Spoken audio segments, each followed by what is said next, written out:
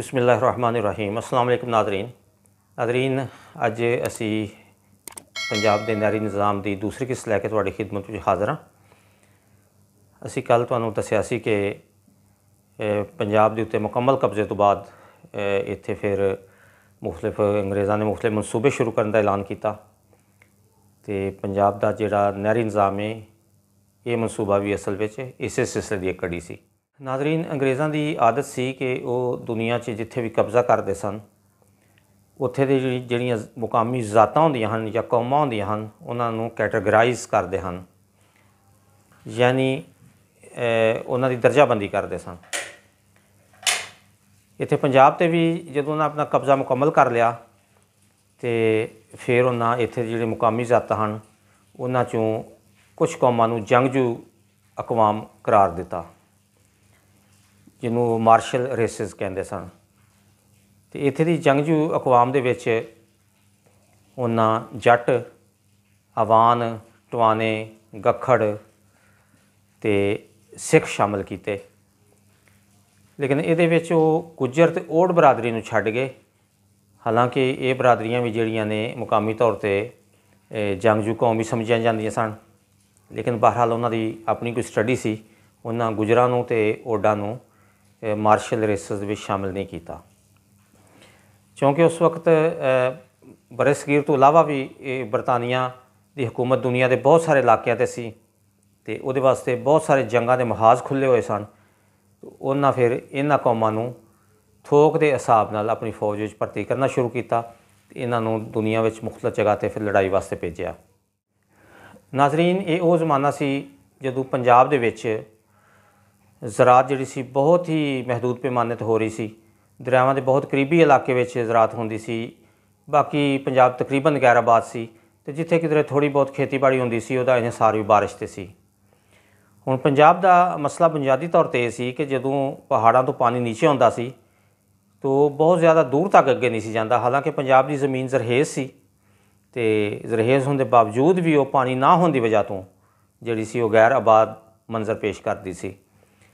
दो दरियावां के दरम्यानी इलाका जिन्होंने बार आख्या जाता है, जिस तरह सांदल बार सी, नीली बार, उतों तक भी पानी नहीं सी पहुँच सकता तो वो ज़मीन जिहड़ी सी उत्थे काश्तकारी मुमकिन नहीं सी। तो अंग्रेज़ों ने जदों इत्थे कब्जा किया तो उस तो बाद फिर उन्होंने इसनूं आबाद करने का सोचा तो उन्होंने फैसला किया कि इसका एक ज़मीनी सर्वे करवाया जाए।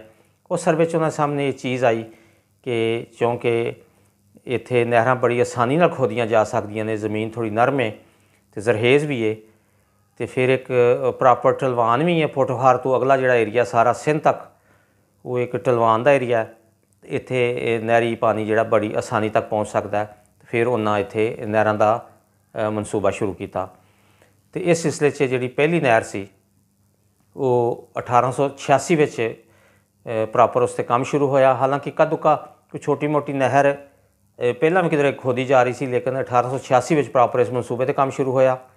तो पहली नहर जनूबी पंजाब में मुल्तान के करीब सदनाई नहर सी जिहड़ी खोदी गई। नाज़रीन, ये सिर्फ नहरी मनसूबा नहीं सी बल्कि एक समाजी मनसूबा भी सी, क्योंकि नहर की खुदाई के नाल ही इत्थे फिर अंग्रेज़ों ने किसानों को लिया के आबाद करना शुरू किया। तो पहले मरहले दे विच 2705 किसान घराणिਆਂ ਨੂੰ इत्थे लिया गया तो तकरीबन पौने 2 लाख एकड़ अराजी उन्होंने भी तकसीम की गई।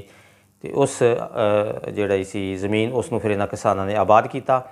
इस तो बाद फिर सुहागपाड़ा, चूनियाँ, अपर चनाब, अपर जेलम, लोअर बारी दुआब तो इस तरह ही होर काफ़ी जिहड़े मनसूबे शुरू करके तो इन्हां इलाकों च मज़ीद आबादकारी की गई।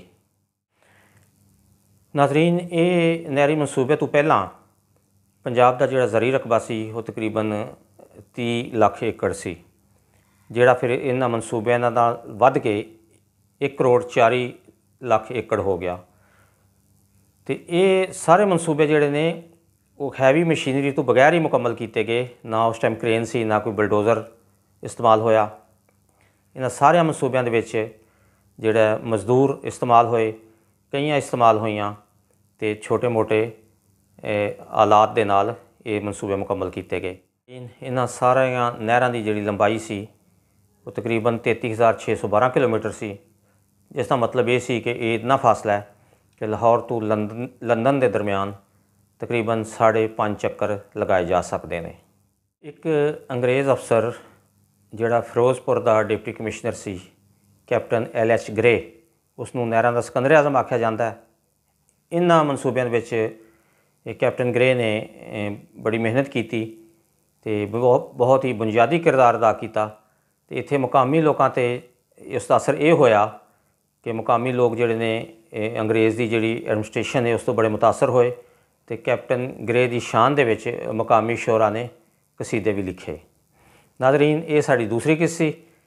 ਇਸ ਤੋਂ ਬਾਅਦ ਅਸੀਂ ਕੱਲ੍ਹ ਇਨਸ਼ਾਅੱਲਾ ਆਪਣੀ ਤੀਸਰੀ ਕਿस्त ਲੈ ਕੇ ਤੁਹਾਡੀ ਖਿਦਮਤ 'ਚ ਹਾਜ਼ਰ ਹੋਵਾਂਗੇ, ਜਿਹਦੇ ਵਿੱਚ ਅਸੀਂ ਵੇਖਾਂਗੇ ਕਿ ਅੰਗਰੇਜ਼ ਜਿਹੜਾ ਉਸਨੇ ਇਸ ਨਹਿਰੀ ਨਿਜ਼ਾਮ ਤੋਂ ਖੁਦ ਕੀ फ़ायदा ਉਠਾਇਆ। ਮੁਕਾਮੀ ਆਬਾਦੀ ਨੂੰ ਤਾਂ फ़ायदा ਹੋਇਆ ਹੀ ਹੋਇਆ, ਲੇਕਿਨ ਅੰਗਰੇਜ਼ ਨੂੰ ਇੱਥੇ ਕੀ फ़ायदा ਹੋਇਆ ਅਤੇ ਬੈਨ ਅਲ-ਅਕਵਾਮੀ ਤੌਰ 'ਤੇ ਇਸ ਸਾਰੇ ਮਨਸੂਬੇ ਦਾ ਕੀ ਅਸਰ ਹੋਇਆ। ਨਾਜ਼ਰੀਨ, ਆਪਣਾ ਖਿਆਲ ਰੱਖਿਓ ਅਤੇ ਆਪਣੇ ਆਸ ਪਾਸ ਦੇ ਲੋਕਾਂ ਦਾ ਵੀ। ਅੱਲਾ ਹਾਫਿਜ਼।